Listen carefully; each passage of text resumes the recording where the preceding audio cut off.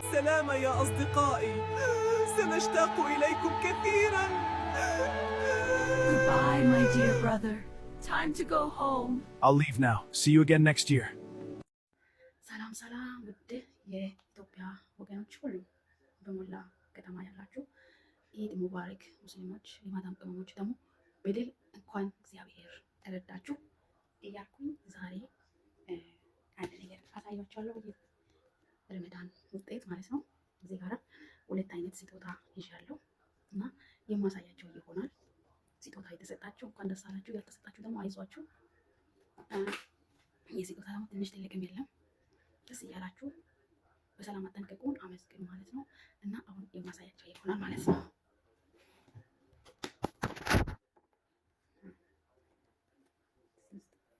እዚህ ውስጥ ስንት ያለ ይመስላችኋል? ስንት ያለ ይመስላችኋል? ገምቱ።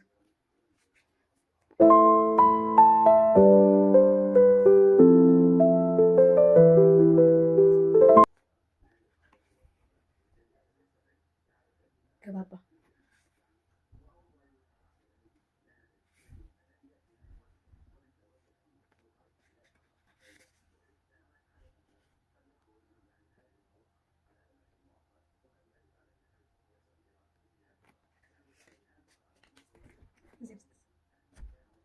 ከማማ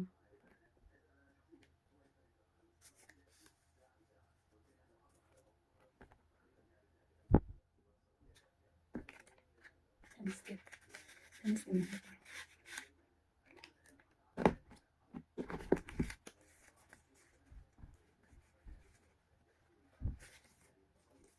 ለፍታችሁ እንጀራ አጥባችሁ እንደዚህ ያገኛችሁ እንኳን ደስ አላችሁ፣ እንኳን ደስ አላችሁ።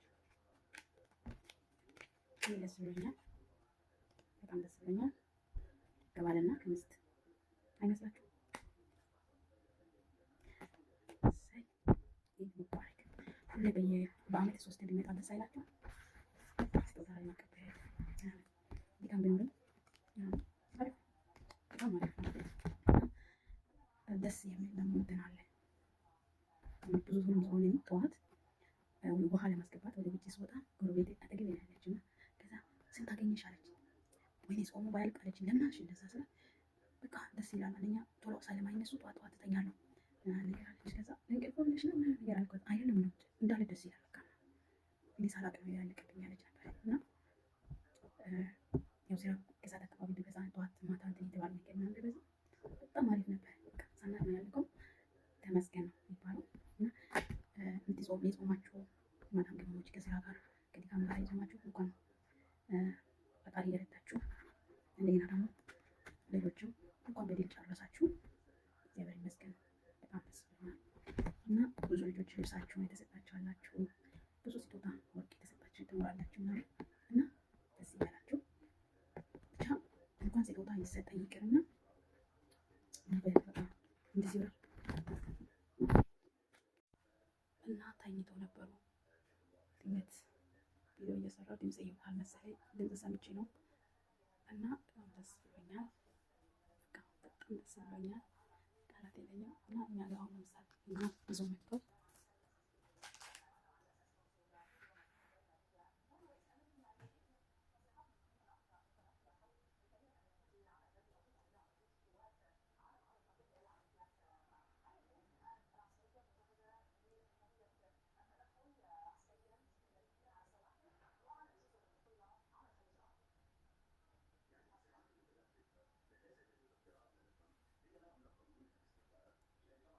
ይህን ይመስላል እና በጣም ደስ ይላል። በጣም ደስ ይላል። ሁላችሁም ደስ ይበላችሁ። ብቻ በጣም በእውነት ደስ ብሎኛል ከምላችሁ በላይ። ሁላችሁም የሚቀጥለው ዓመት በሰላም ያደርሰን።